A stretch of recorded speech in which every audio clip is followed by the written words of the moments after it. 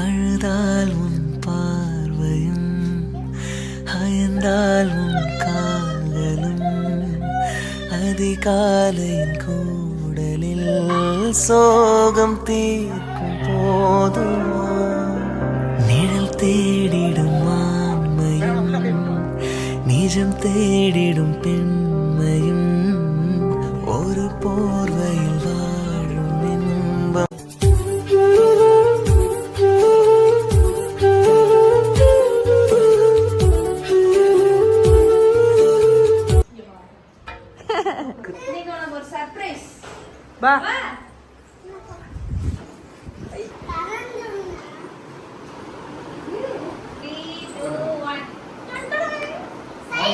என்னடா ஒன்னையும் காணோன்னு பாக்குது, ஒன்னையும் காணோன்னு பாக்குது.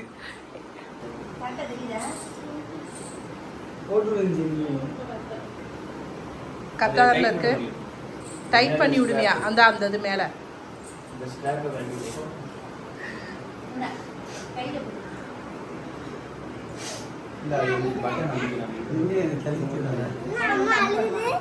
அதுல உதயா வருது, உதயா அந்த அதுக்குள்ள உதயா வருது. நீயும் பாரு அப்பாவை, நீயும் பாரு.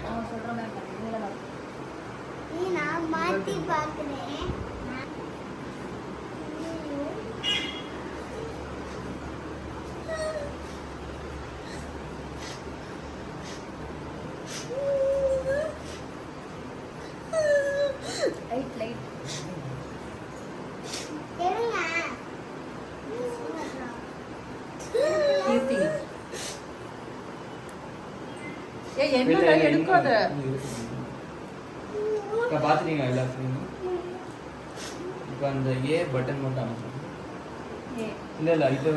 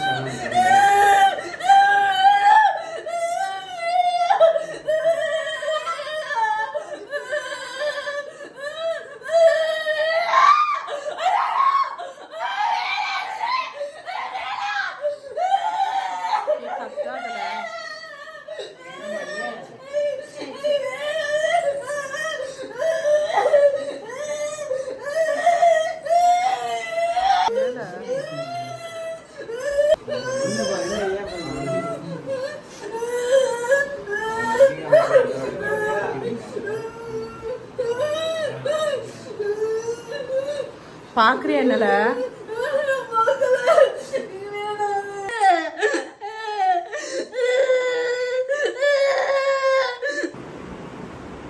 ஓபன் ஆயி நிக்கிறாங்க. வருவாங்க கொஞ்சம் டைம். சரி பாப்பா.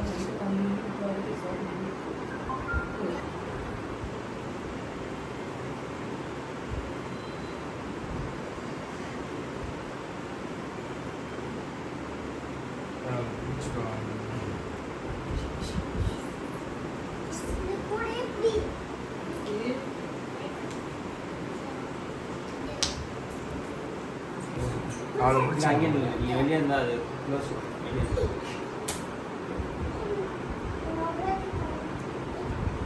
கட்டி வச்சுட்டாரா?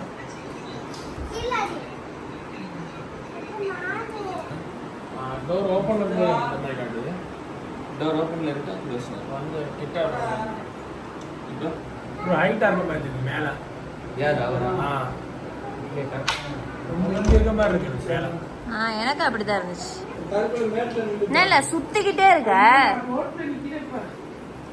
ஒரே இடத்துல 3 தடவை சுத்துது. யாரு? ஈவினிங் சர்ப்ரைஸ்க்காக நம்ம போயிட்டு இருக்கோம். சுமதி சர்ப்ரைஸ். பாருங்கன்னாங்களா அந்த கதவு கிட்ட பாருங்கன்னா நான் கதவு கிட்ட அமுக்கி விட்டேன். கதவு கிட்ட அமுக்கினோடனே கதவு கிட்ட நான் போயிட்டேன். அப்புறம் கதவு திறக்கிற மாதிரி ஐயோ இடிச்சு பக்கத்துல வர போறாரு. திரும்பவே பயந்துகிட்டே இருந்தேன். கிட்ட வந்துட போறான்னு சொல்லிட்டு ப்ரோ நான் இங்க இருக்கேன் தள்ளி நிப்பாட்டிடுவேன் அப்படின்னு யார்கிட்ட திரும்ப இங்க இருந்து அங்க முங்க அங்க போயிருவீங்கன்னாரு. அப்புறமா தள்ளி முதுகு கிட்ட வந்துட்டாருன்னா நைட்ல தூங்கவே மாட்டேல.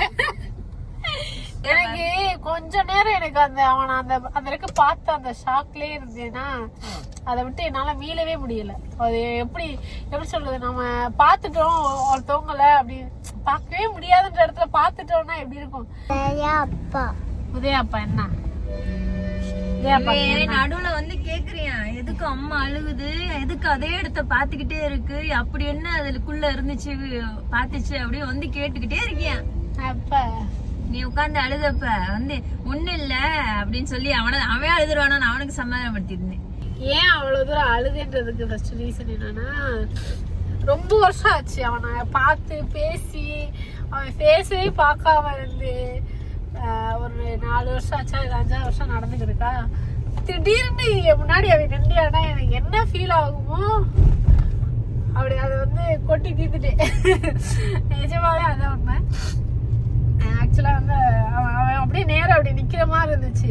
அவன் நெருங்கி வர வர எனக்கு என்னமோ ஒரு மாதிரி கஷ்டமா இருந்துச்சு. வராதடா என்கிட்ட அப்படின்ற மாதிரி ஃபீல் ஆயிடுச்சு. சில வார்த்தைகள் பேசுவாரு, அதுக்கப்புறம் கட்டி பிடிப்பாரு. இதை நீங்களும் பாப்பீங்க. இந்த வீடியோ வந்து இதுல நாங்க அட்டாச் பண்றோம், நீங்களும் பாருங்க.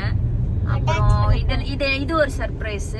அப்புறம் நம்ம இப்ப ஒரு இடத்துக்கு போயிட்டு இருக்கோம், அது ஒரு சர்ப்ரைஸ். அது எந்த இடம்னு சொல்லிட்டு கெஸ் பண்ணுங்க. இது வந்து எனக்கு எந்த ஐடியாவும் இல்லை. நான் சொன்ன விஷயம் வேற, இங்க நடந்துட்டு இருக்க விஷயமே வேற. நான் என்ன சொன்னேன்னா, காலைல வாங்க கோயிலுக்கு போயிட்டு வரலாம், ஆசிரமத்துக்கு சாப்பாடு கொடுக்கலாம்னு சொல்லி பேசணும்னு சொல்லிட்டு அதை விட்டுட்டோம். அப்படி கொடுக்கலாம், இல்லை என்ன ரோட்ல யாராவது இருக்கவங்களுக்கு அவனுக்குள்ள ஏதாவது சாப்பாடு நைட்டு நம்ம சாப்பிட கொடுப்போம் அப்படின்னு சொல்லி நினைச்சிருந்தேன். அது வரைக்கும் இடையில வந்து எங்க அத்தவங்களை வர வச்சு வீட்டுல சும்மா ஒரு சின்ன கேக் மட்டும் வாங்கி வெட்டிட்டு போலாம்னு நினைச்சேன். நான் வேற ஒன்றுக்கு எதிர்பார்த்தேன். இவங்க என்னன்னா கணக்கு போட சொல்றாங்க, 7 பேர் தான் போக முடியும் அப்படின்னு சொல்றப்ப எனக்கு ஏன் 7 பேர் போக முடியும், அப்படி என்ன இடமா இருக்கும். டிக்கெட் எடுத்துருவோம் 7 பேர். உருட்டு போய்கிட்டு இப்பயே வண்டி உருட்டிக்கிட்டு தான் போறேன். இதுல எதுக்கு எக்ஸ்ட்ரா வேற உருட்டுறீங்க. வெற்றி சினிமாஸ்ல உன் படம் வர மாதிரி ஒரு சர்ப்ரைஸ். வெற்றி சினிமாஸ்ல ஏன் படம் வர அளவுக்கு சர்ப்ரைஸ் வேற லெவல் சர்ப்ரைஸ். அந்த சர்ப்ரைஸ் எதிர்பார்க்கவே இல்ல. பண்ணி விஜய் அவங்களுக்கு தங்கச்சியா நடிச்ச மாதிரி ஒரு கான்செப்ட். ஐயோ விஜய் அவர் யூஸ் பண்ற துண்டை தூக்கி போட்டு அதை பிடிக்கிறதுக்கே நிறைய பேர் இருக்காங்க. நாம எல்லாம் அவர் கூட நடிக்கிறோம்னாக்க எப்படி இருக்கும். தங்கச்சி கேரக்டர் தான் அது மட்டும் அவர்கிட்ட கேட்டு ஒரு டேக் அவர் நடிக்க சொல்லி அதை ஸ்கிரீன்ல உனக்கு ஹாப்பி பர்த்டே சொல்லுவார். விஜய் சார் ஹாப்பி பர்த்டே சொல்லுவார் நைட். கனவுலையா அவள பாப்போம். இது எந்த மாதிரி சர்ப்ரைஸ் இருக்குன்னு நம்ம கண்டினியூவா பார்க்கலாம். சர்ப்ரைஸ் கண்ணை பொத்தாம நாங்க ஓபன் சர்ப்ரைஸ் கூட்டிட்டு போறோம். வாங்க madam.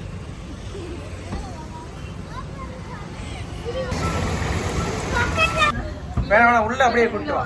3 2 1 happy birthday. Happy birthday.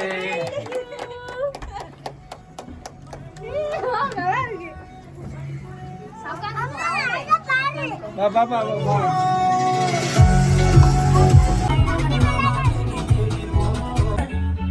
அவள் வந்து விட்டாள்.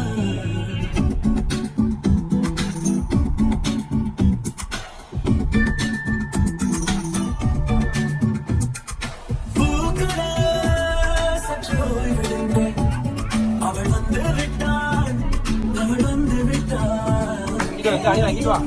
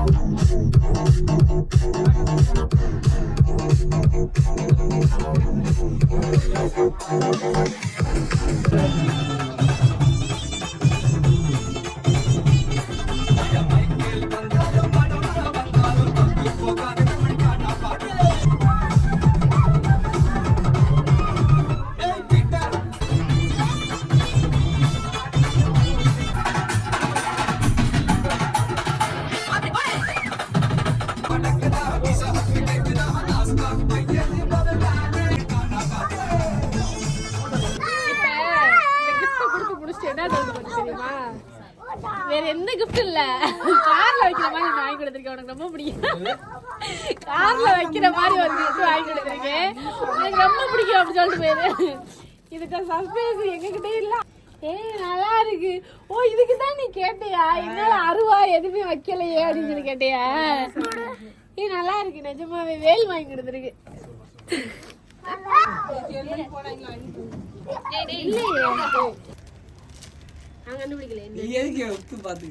என்ன நானும் பாக்கணும். நான் வாங்கல, கீர்த்தி தான் வாங்குச்சியா? நீ வாங்கலையா? கீர்த்தி தான் வாங்குச்சு. சர்ப்ரைஸ் தான்.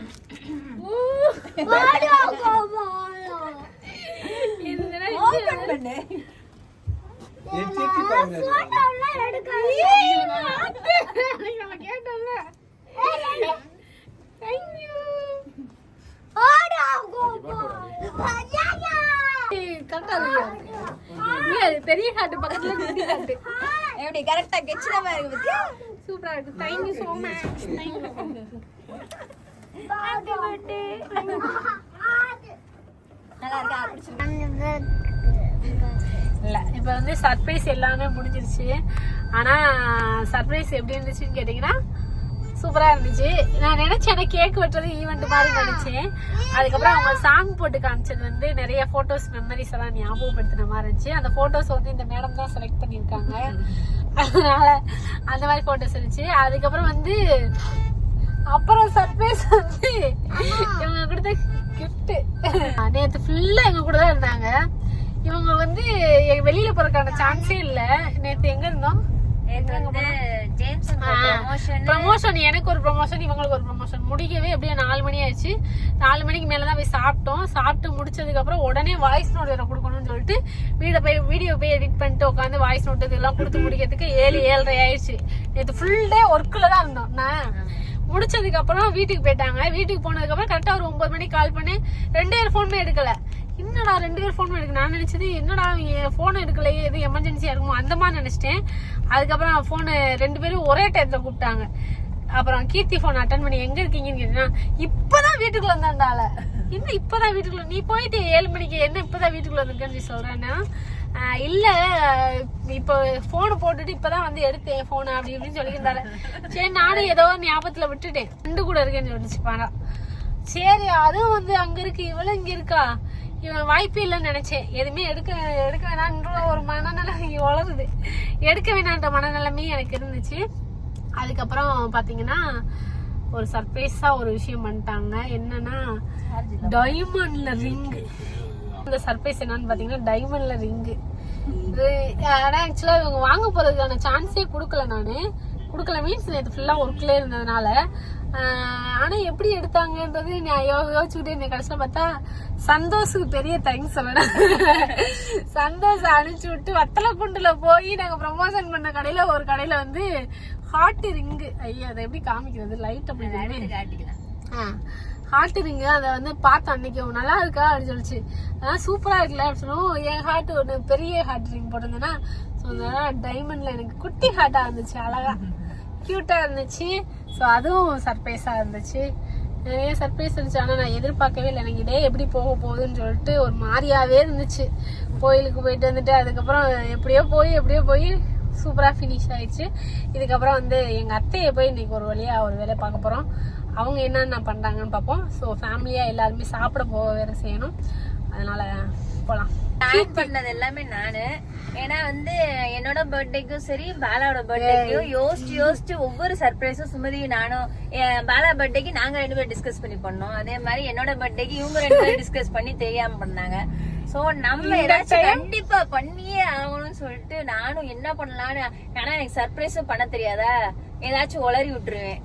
அது மாதிரிதான் நேத்து வந்து வீட்டுக்கு ஏதாவது இருந்தாலும் கீர்த்தி உளறிடுவாளே அப்படின்னு சொல்லி எனக்கு தெரியும்.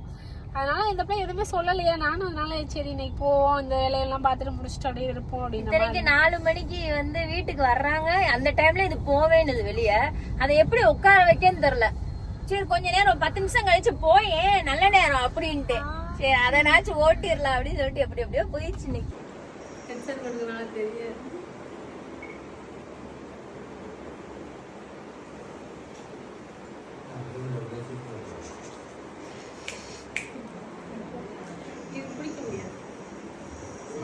அப்படியே அதை பார்த்துட்டே இருக்கேன். எதுவும் அவங்க அதான் நிற்கிறாங்க வசதவா. இல்லை வருவாங்க.